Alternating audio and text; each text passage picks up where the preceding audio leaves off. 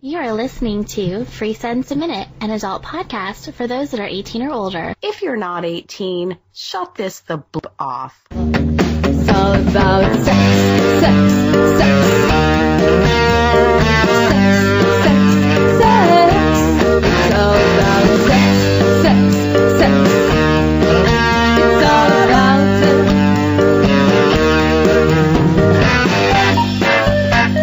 Hey there, this is Kelly from Free Sense a Minute, of course, because that's where you're listening to me, right? And I just wanted to talk to you all today. I had a hoot listening to Maggie's Kinky Knowledge podcast, and I really liked where she talked about a couple of things. First of all, character depth. I think that there's something so important about that. And Maggie and I are awesome friends, like for real, in real life.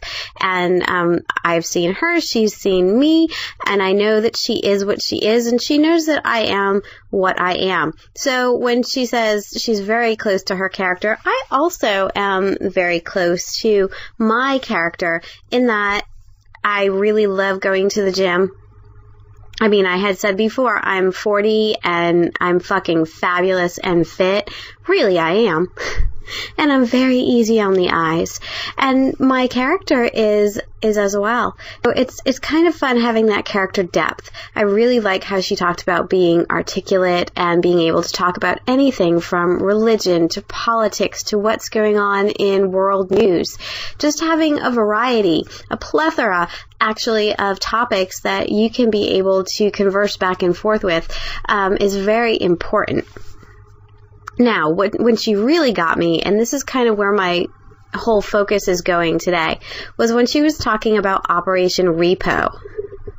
And I've never seen the show, but I had the visual of the guy in the collar, on the leash, with his mistress holding him. And I loved that visual. And let me tell you why.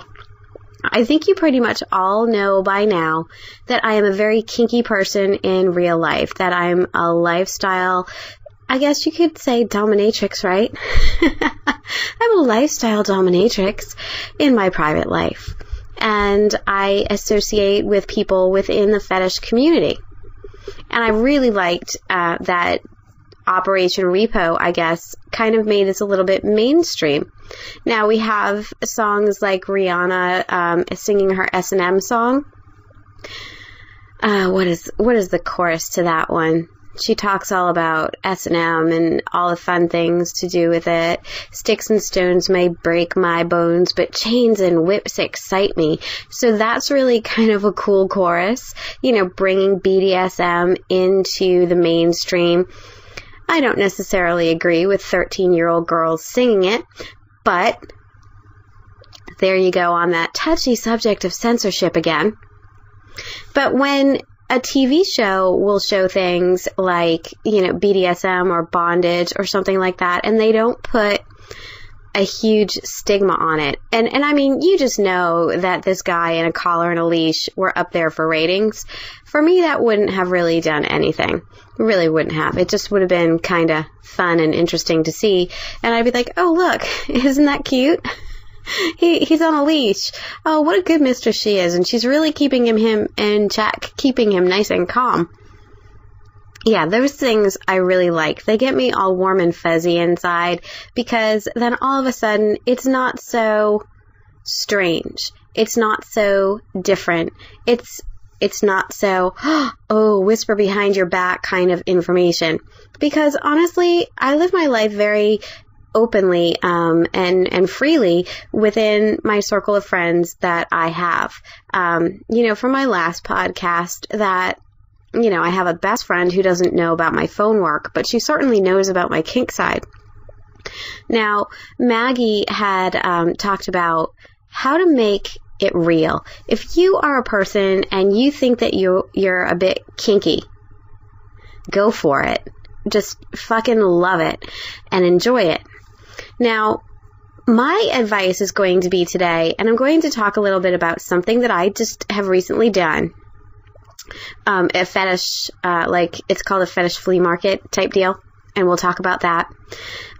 But when she was talking about the different places where you could go and kind of research kink, like Kink Academy, absolutely. FetLife.com, absolutely. Another one is CollarMe.com. I like that one. That's more of a dating site, but it is free, and it is now owned by Alt.com. So, kind of pick and choose. My favorite is FetLife because it's grouped by your region. You can search by your region. If you live in Kentucky, if you live in Omaha, because that's like a fucking, okay.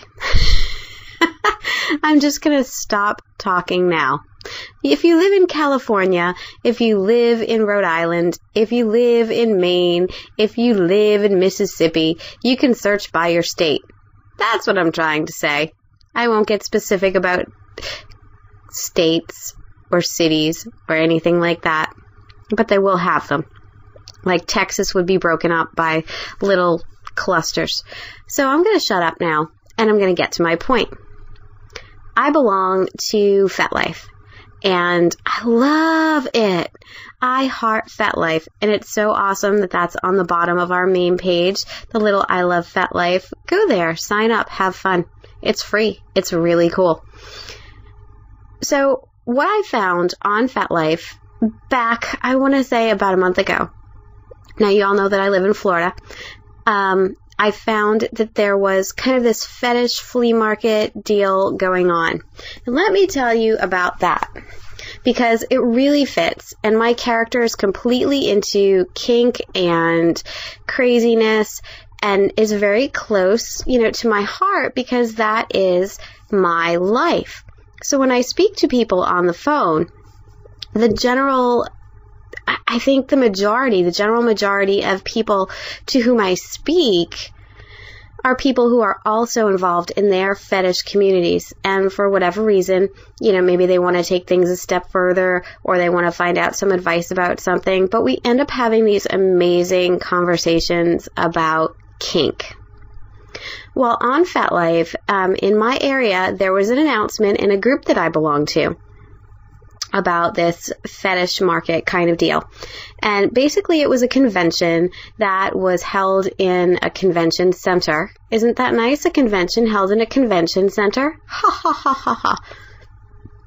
So, overnight, you could stay. It was for 3 days. It was a Friday, a Saturday, and a Sunday. Friday night through Sunday day. So I guess 48 hours total. But you could go and you could stay at nearby hotels, and they had shuttle buses to bring you back and forth to this convention center. Like every 10 minutes, tons of people. And the thing that I really love about this, first, are the people. I loved the people because you really get all areas of the spectrum. And I'll tell you what I mean by that. You get those people, like were shown on Operation Repo, the guy in the collar and leash with his mistress. You get the people who are dressed up, in drag. You get the people who are dressed up as ponies or, whatever their specific fetish is. You get all of that.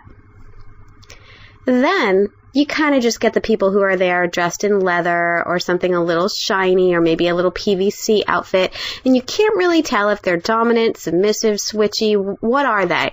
You really don't know. Then you get the people who look like they're just shopping at the convention center, and they maybe just wandered in off the street accidentally. And I'll tell you, that's how my husband and I went. And Maggie alluded to, we met a new couple. We actually did. I think being in the kink community, there is, how do I want to say this? Now I'm sounding like Maggie. Oh no, how do I want to say this? Okay, let me get back to my train of thought. In the fetish community, there are some stereotypes. And I'll give you one of them, and it's one that's absolutely just a pet peeve for me. I don't know why, it just kind of rubs me the wrong way. An older man. I would say for older, it has to be at least a 30-year difference. So think about a girl who's about 20 and the guy who's in his 50s, at least. Older man, kind of with the whole mullet thing going on. Really, I'm being serious. And the girl in her 20s is about 200 pounds overweight. And she's in a very skimpy outfit. She's very uncomfortable. They're kind of just there, and she might be on a leash or have her hands tied or be clipped to him somehow. And the guy is generally thin as a rail, and it's just this very odd dynamic that for some reason, and I can't actually put my finger on it, it makes me uncomfortable. It just does. Because I don't know why. I can't actually verbalize to you why that makes me uncomfortable. But when you people watch, you'll see this more often than not. A very young girl, a very much older guy, I mean like decades older, and he's got her on a leash, and maybe that works for him. I mean, but it's just like the dominant woman in me wants to go to him and put the collar and leash around his neck and give him a couple. I really do, because I'm thinking that he's probably a little bit more submissive or a little bit more not into this so much, but likes to have control over someone. I don't know. It's just a weird vibe for me. But let me tell you, there are some other people, and I can tell you some who I adored. There was this man, and he had to be about 6 feet tall, and he was dressed in gorgeous lingerie. I mean, he looked like if you slapped a suit on that man, he could be a lawyer, he could be working at some highfalutin kind of firm somewhere. Oh yeah, absolutely. But he was just there looking at things. He was actually looking at butt plugs. They have vendors at these conventions, all kinds of vendors. It's amazing. And he was just so happy. And I thought, fucking good for you. Good for you. You fucking rock. Because this is probably one of the only places in his whole life. I mean, maybe he's married with a couple of kids, but this is the one fucking time in his life where he can wear that lingerie proudly and be in an area with like-minded people who are not judging him. And he could be, at his core, who he was, he could be comfortable. And I have tons of happiness for people who are